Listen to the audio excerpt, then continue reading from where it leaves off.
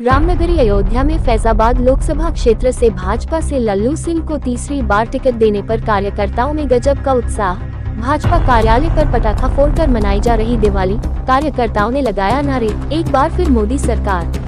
भाजपा कार्यकर्ताओं ने व पदाधिकारी ने अबीर गुलाल हुआ है और एक दूसरे के गले मिलकर जश्न मनाया। वहीं आपको बताते चले कि इस बार पूरी तरह से मुस्लिम राष्ट्रीय मंच के लोगों ने खुलकर बीजेपी का समर्थन कर दिया। ऐसे में अब फैजाबाद लोकसभा चुनाव की ओर प्रबल दावेदार माना जा रहा है। लोकसभा चुनाव के लिए उत्तर प्रदेश की सीटों पर भारतीय जनता पार्टी ने उम्मीदवारों का ऐलान किया है। बीजेपी ने फैजाबाद सीट पर भी उम्मीदवार का ऐलान कर दिया है। बीजेपी ने मौजूदा सांसद लल्लू सिंह पर भरोसा जताया है। लल्लू सिंह बीते 3 बार से फैजाबाद लोकसभा क्षेत्र के सांसद हैं। इससे पहले सपा ने इस सीट पर अवधेश प्रसाद को कैंडिडेट घोषित किया था। सबसे पहले बात करते हैं साल 2019 के लोकसभा चुनाव की। इस चुनाव में सपा और बहुजन समाज पार्टी ने अलायंस किया था। तब इस सीट पर सपा के आनंद सेनन यादव चुनावी मैदान में था। इस चुनाव में लल्लू सिंह को 5,29,021 वोट मिले थे। वहीं सपा के आनंद को 4,63,544 वोट ही मिले थे। वहीं कांग्रेस के निर्मल खत्र को 40,886 वोट मिले थे। साल 2014 के लोकसभा चुनाव में सपा के मित्रसेन यादव को लल्लू सिंह ने मात दी थी। लल्लू सिंह ने तब 4,91,071 वोट हासिल किए थे और सपा के मित्रसेन को 2,08,986 वोट मिले थे। वहीं बसपा के जितेंद्र कुमार सिंह बबलू को 1,21,827 वोट मिले थे और कांग्रेस के निर्मल खत्री को 1,29,917 वोट मिले थे। मौजूदा स्थिति में सपा और कांग्रेस एक साथ चुनाव लड़ रहे हैं। सपा ने इस सीट पर प्रत्याशी उतार दिया है। हालांकि बीते 2 चुनावों के आंकड़ों को मिला भी दे तब भी सपा बीजेपी के बरक्स पहुंचती नहीं दिख रही है। चूंकि बसपा के साथ 2019 में अलायंस किया गया था और इस बार अभी तक बसपा से कोई गठबंधन नहीं है, ऐसे में चुनाव परिणाम पर बड़ा असर पड़ सकता है। देश के प्रधानमंत्री जो दुनिया के सबसे लोकप्रिय नेता हैं, उनकी जो सोच है, उनका जो विजन है कि अयोध्या दुनिया का सुंदरतम नगर बने, आध्यात्मिक नगरी के रूप में विकसित हो, पर्यटन नगरी के रूप में विकसित हो। हम सारे लोग मिल करके हनुमान जी की कृपा से, संतों के आशीर्वाद से मोदी जी के विजन को पूरा करने के लिए निरंतर प्रयास करें।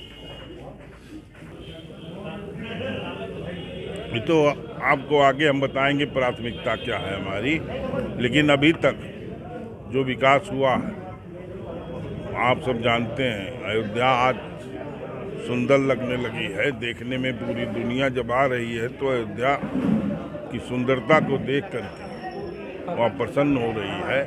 मोदी जी के विजन के आधार पर भारत सरकार का रेल मंत्रालय, पर्यटन मंत्रालय, सड़क मंत्रालय और उत्तर प्रदेश के मुख्यमंत्री पूज्य योगी आदित्यनाथ जी मिल करके अयोध्या का ठीक से विकास कर रहे हैं।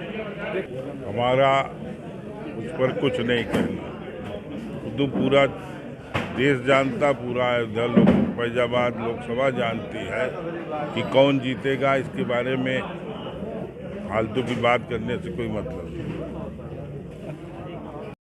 चौथी बात, हम शीर्ष नेतृत्व को बधाई देते हैं, मोदी योगी जी को शुक्रिया अदा करते हैं और हम उनको विश्वास दिलाते हैं कि भारी बहुमत से लल्लू सिंह को संसद भेजने का कार्य करेंगे।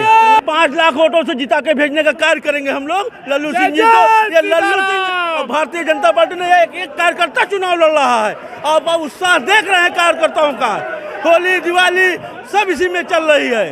जय श्री राम।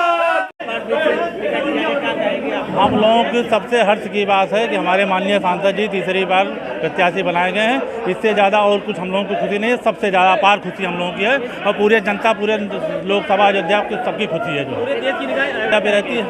तो तीसरी बार जो है पार्टी ने जो प्रत्याशी बनाया है उनको लगन, मेहनत, ईमानदारी, इसलिए तीसरी बार बना है। हम सब लोग पूरे जनपद के निवासी उनके साथ में हैं। गठबंधन बहुत दूर है यार, गठबंधन सब कुछ नहीं है, सब खत्म है। तो केवल जय श्री राम पर इतना खुश हैं कि जिसका कोई हद नहीं है।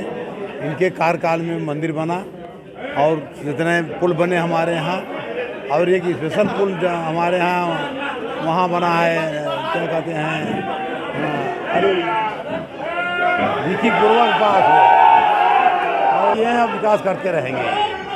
मंदिर के निर्माण में बहुत बड़ी भागीदारी रही है जी।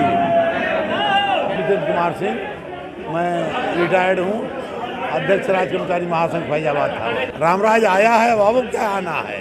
तीसरी बार लहर की बात है, आंधी है। लहर तो जब पानी समुद्र में चलता है तो लहर, लेकिन जब सरयू जी में आंधी चलती है तो लहर उड़ता है, नावे पर आ जाती है। गठबंधन कह रहा है कि कुछ नहीं, सब जीरो रहेंगे, कहने कोई प्रश्न ही नहीं उठता। कोई नाम आप बताइए, कोई नाम ऐसा है जो इनके खिलाफ आया हो आज तक? किसी का नाम आता है तो चुनाव के समय बोर्ड लग जाता है, इस बार किसी बोर्ड लगता नहीं है आज तक। अब कोई है भी नहीं, किसी का नाम बताइए। आप पत्रकार हैं, आप बताइए कोई और है, किसी का नाम है? पूरे देश की अगर हम बात करेंगे तो भारत का मुसलमान राष्ट्रीय स्वयंसेवक संघ की नीतियों से और डॉक्टर इंद्रेश कुमार जी को अपना नेता मानता है। उनके देखरेख में पूरे भारत का मुसलमान राममय हो चुका है। अभी आपने देखा अयोध्या में 300 के ऊपर मुसलमान भाई आए, फिर माननीय इंद्रेश जी पुनः आए, उनके साथ 500 से अधिक संख्या में, फिर अभी हम लोग जो है ज्ञानवापी भी गए 500 संख्या में। और यहाँ पे माननीय लल्लू सिंह जी को टिकट मिला है, जो तीसरी बार सांसद बनने का रिकॉर्ड बनाने जा रहे हैं। मैं भारतीय जनता पार्टी को धन्यवाद दूंगा, माननीय मोदी जी को धन्यवाद दूंगा और संगठन को धन्यवाद दूंगा कि आपने यहाँ कार्यकर्ता का पुनः चयन किया है और यहाँ अयोध्या की धरती से आपको पुनः लल्लू सिंह को जिता के भेजा जाएगा। रामनगरी अयोध्या में तीसरी बार बीजेपी सांसद लल्लू सिंह को टिकट मिलने के बाद पूरे पार्टी कार्यालय पर जश्न का माहौल बना हुआ है। कार्यकर्ता हो या पदाधिकारी पूरी तरीके से जश्न मना रहे हैं और हमारे साथ इस बार मुस्लिम राष्ट्रीय मंच के संयोजक मेरे साथ मौजूद है और उनका कितना सहयोग रहेगा मुस्लिम मंच का बीजेपी के चुनाव में, तो हमारे क्या कहेंगे इस बार कितना सपोर्ट रहेगा? देखिए, जो पूरे देश की अगर हम बात करेंगे तो भारत का मुसलमान राष्ट्रीय स्वयंसेवक संघ की नीतियों से और डॉक्टर इंद्रेश कुमार जी को अपना नेता मानता है। उनके देखरेख में पूरे भारत का मुसलमान राममय हो चुका है। अभी आपने देखा अयोध्या में 300 के ऊपर मुसलमान भाई आए, फिर माननीय इंद्रेश जी पुनः आए, उनके साथ 500 से अधिक संख्या में, फिर अभी हम लोग जो है ज्ञानवापी भी गए 500 संख्या में। और यहाँ पे माननीय लल्लू सिंह जी को टिकट मिला है, जो तीसरी बार सांसद बनने का रिकॉर्ड बनाने जा रहे हैं। मैं भारतीय जनता पार्टी को धन्यवाद दूंगा, माननीय मोदी जी को धन्यवाद दूंगा और संगठन को धन्यवाद दूंगा कि आपने यहाँ कार्यकर्ता का पुनः चयन किया है और यहाँ अयोध्या की धरती से आपको पुनः लल्लू सिंह को जिता के भेजा जाएगा। एक बार सपा कहती है कि इस बार जो है गठबंधन की सरकार जीतेगी और बीजेपी का सफाया हो गया, क्योंकि भगवान राम की नगरी अयोध्या में जो है बहुत विकास कार्य भी बीजेपी ने किए हैं, तो क्या लगता है कितना कारगर होगा? देखिए, समाजवादी पार्टी क्या कहती है वो उनका अपना विषय है, लेकिन ये राजनीति में यह तय होना चाहिए कि ईमानदार कौन है। आज नरेंद्र मोदी जी के जिस तरह का जो चेहरा है, जो ईमानदारी है, पूरा देश देख रहा है। उनके कैडर कोई भारत में नेता नहीं है और उनसे टक्कर लेना सबके समान मानव की बात नहीं, वो महामानव हो चुके हैं और उनकी ईमानदारी पूरी दुनिया जानती है।